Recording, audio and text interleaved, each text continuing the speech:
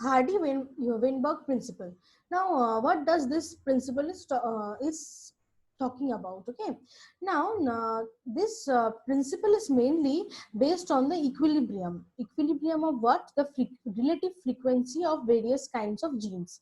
Now, this principle was independently proposed by G.H. Hardy and Wilhelm Weinberg, okay, physician and a mathematician. Actually, this principle involves the calculations which requires a mathematician and again a physician who can understand the concept of all the genes and everything. Okay, so the Hardy Weinberg mainly both together came forward and formulated the Hardy Weinberg equilibrium. Okay, now in this equilibrium, first of all, we will learn what is the law states us about. Okay, the law states that the relative frequencies of various kind of genes and alleles in a large and randomly mating population tend to remain constant from generation to generation in the absence of mutation, selection, and gene flow. Okay, what does it mean? The relative frequencies of various kinds of genes. That means this term is new to you, that is relative frequencies. Relative frequencies of all the genes are, you have to consider relative frequency. This term I will be explaining you in the later slides. What does this term means? Relative frequency of various kind of genes and alleles in a large and randomly mating population. Okay, now in what happens, this relative frequency of the genes of a large and randomly mating, that means pan-mictic. This term is also a new term. That means when the population is mating normally or randomly, okay, that in that type of population the frequencies remain constant, okay, from generation to generation in the absence of mutation, selection, and gene flow. Okay, there are some criteria for this law, like there should be no mutation, there should be no selection, and there should be no gene flow.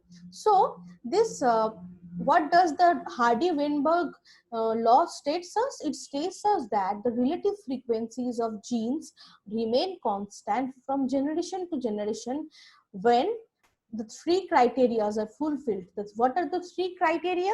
The three criteria are the absence of mutation, selection, and gene flow. Okay, these are the three things which has to be maintained to make the law successful. Okay, so now moving on to the next slide, we will be explaining what are the conditions of this law. Okay, now Hardy-Weinberg law describes a theoretical situation in which a population undergo no evolutionary changes.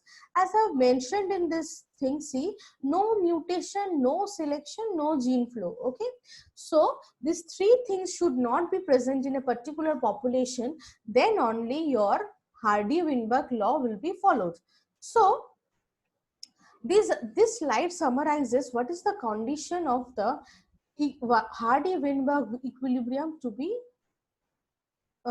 successful. Okay, so what does the first term tells us? It is telling us that there should be no evolutionary changes. That means you have to consider that there is no evolution taking place in the particular population, then only you can say that yes, the Hardy-Weinberg principle is maintained. Okay, it explains that if the evolutionary forces are absent, the population is, these are the conditions. Okay, first of all, there should be no evolution. Okay, and the second important thing is the population is large, and the third is have random mating. See, this point is also present in the law, isn't it?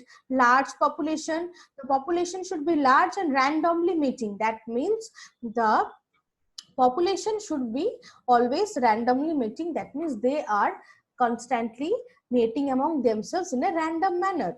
Okay, then each parent produce roughly equal number of gametes. That means each parent will produce equal same number of gametes in every condition. So these are the condition that needs to be fulfilled when we are talking about Hardy-Weinberg equilibrium. Okay, so the gametes produced by the mates combine at random and the gene frequency remains constant. This is the law again coming to the point that gene frequency remains constant when randomly mating populations are considered. Okay, now then the genetic equilibrium of the gene in question is maintained and the variability present in the population is preserved. Okay, so what happens, the genetic equilibrium is maintained as the gene is not getting mutated and the variability in the population is preserved. That means the no character is going out of the track and all the things are in preserved condition, no evolution in the population. See, this point is mentioned again. Actually these 2 points are the same. That means first of all there should be no evolution. Second important thing is the population should be large and they should be randomly mating, that means panmictic.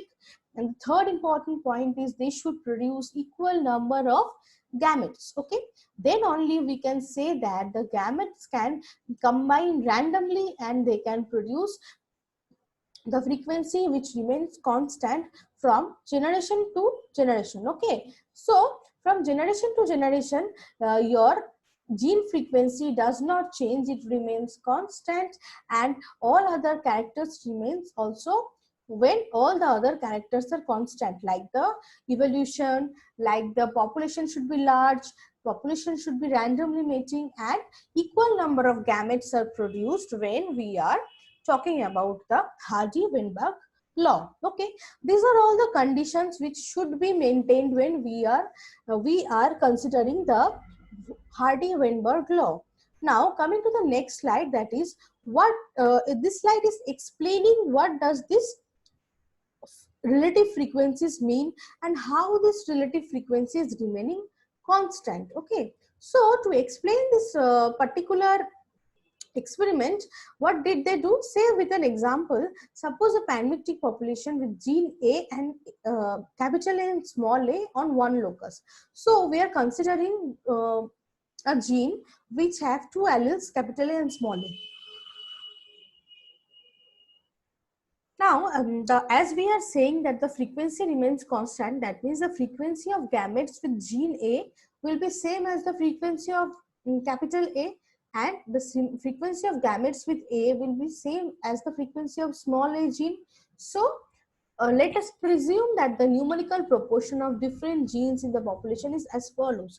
So, let us assume that 36% is capital A, 48% is the hybrid one, and the recessive one, that is small a is the 16%. Okay, so the total sums up 100%. So this is the numerical proportion of the different genes. This is the presumed one. Okay, now moving on to the next slide, what does it talks about?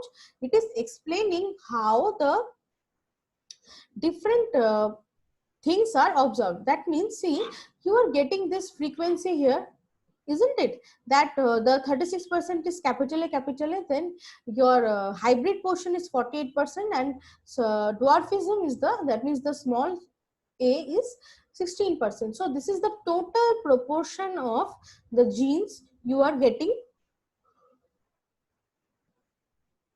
in this scenario. Okay, now what happens in since capital A individuals make up 36% of the total population, they will contribute approximately 36% gametes.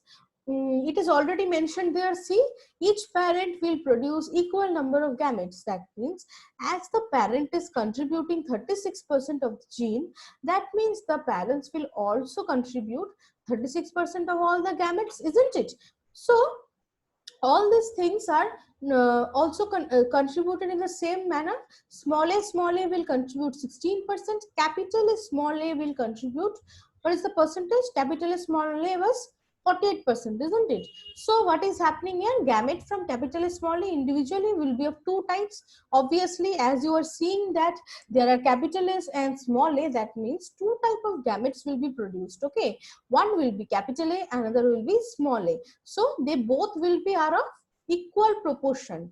That means capital A, small a constitutes 48% of the population. See, as we have stated here that they are contributing 48% of the population. That means 24% will be contributed by capital A and 24% will be contributed by small a. Okay. How this is happening? See, half of 48% is your 24%. So as both of them are contributing, so each of them will have 24%. So 24% of A and 24% of small a are contributing to the total gamete portion. Okay, now hence the overall output of gamete can be summarized as follow. How the overall output of gametes are considered? In this next slide, see what is happening here. See, this is the parents which is contributing 36% of A, and what is happening? The gametes are also contributing 36% of capital A. That means your as the things are, as you are getting same type of gametes here, so the parents will always produce equal number of gamete formations will be there. So so what will be the next one? The next thing will be 48% of capital A, capital small a will contribute 24% of A, and coming to the small a portion, small a is contributed 16% of A, and from 48% of parents we are getting again 24%. You can understand this this for your, just a minute. See what is happening, this 24%, this 24% and this 24% is being contributed by which slide? The previous one, isn't it? As you are getting 48% of capital A and small a, as they are contributing 50% of capital A and 50% of small a, so the overall proportion of small a will be 24% here and capital A will be 24% here. Okay, so what is happening? The total, your total percentage of A will be 60% here, and total percentage of small a will be 40% here. Understood? So this is the percentage of gametes contributed by each of the parents, and this is the proportion. Okay, now we have to calculate the frequency. You have already mentioned in the law that there we have to know about the gene frequency. See, in this law, you have to calculate the gene frequency, relative gene frequency. So we have calculated the amount of gamete present. Now we will be calculating the gene frequency. Okay, how we will calculate the gene frequency?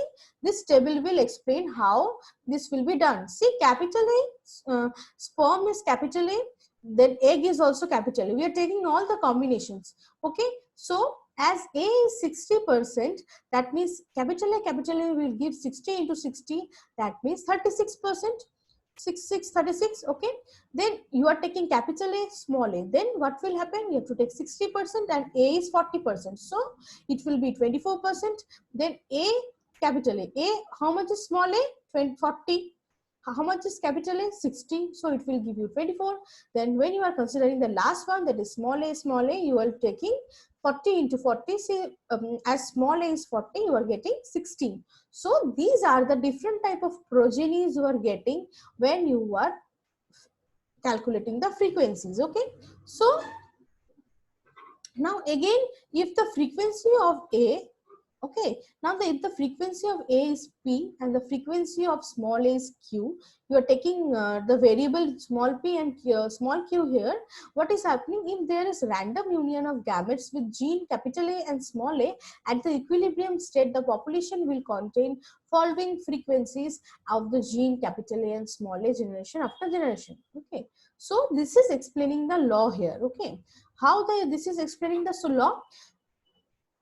I am explaining this thing again. What is happening here? The capital A is represented by small p, and the frequency of the gamete A is small q. So constituting the both the frequencies, what happens is that when we are considering the frequency of capital A, we are taking it as a variable small p, and small a is considered as small q. Okay, so as they are randomly mating, according to the law, that is the total frequency should be constant, isn't it? So see what is happening, they are randomly mating. The capital A is mating and it is producing p square, p into p, then pq, then q into p into q, and q into q is q square. So capital A 2a 2 why it is 2a? You are getting 2 capital A small a, isn't it? So it is 2a and small a is giving you the genotypic frequency. This is your total frequency, and when you are expressing it in terms of your p square 2pq plus q square, that is in the term of small p and small q, this is the total gene frequency. Okay, so from the law we know that Hardy-Weinberg law, what does he states that the law states that all the frequencies of the gene frequency of a particular mating will produce is a constant. That means p square plus 2pq plus q square will be equal to 1. Why? Because the relationship between gene frequency and genotypic frequency can be expressed as gene frequency and genotypic frequency. Okay, so gene frequency and genotypic frequency should be same. So p square plus 2pq plus q square will be taken as your 1. So p plus q whole square is equal to 1. So it is simply a plus b whole square formula. Then this relation is known as Hardy-Weinberg formula of binomial expression. Why binomial? You all know that as the degree of the power of the variable is 2, so the equation is known as the binomial expression, and this formula is known as, this is the mathematical expression of your Hardy-Weinberg formula, and this is known as p plus q whole square equal to 1. So this is all about your mathematical interpretation of the Hardy-Weinberg's law. Okay, so from this equation it is clear that in a large random mating population, not only gene frequencies but also genotypic frequencies will remain constant. Okay, so the law is again stated here in this context. So this is all about your Hardy-Weinberg law. Now in the last slide we will be understanding why we are reading about this Hardy-Weinberg principle. You must be thinking in your mind that what is the utility of this law. So the utility of this law is that gene and genotypic frequency of different alleles of a gene in a population remain equilibrium. That means what happens, this law states that the different alleles of a gene in a population remain equilibrium. That means a constancy or equilibrium is maintained between the genes when they are randomly mating. Mating is a completely random phenomenon. Okay, that means the law also states that the mating is completely random.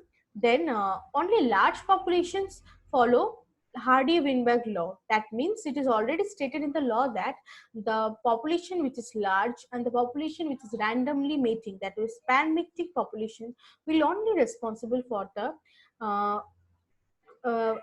going after this law. Okay, now gene frequency will be unpredictable in small proportions. Like what happens, the you cannot measure the gene frequencies correctly when you are going for small populations. So a large population will always give you a crystal clear idea of what is happening with the gene frequencies.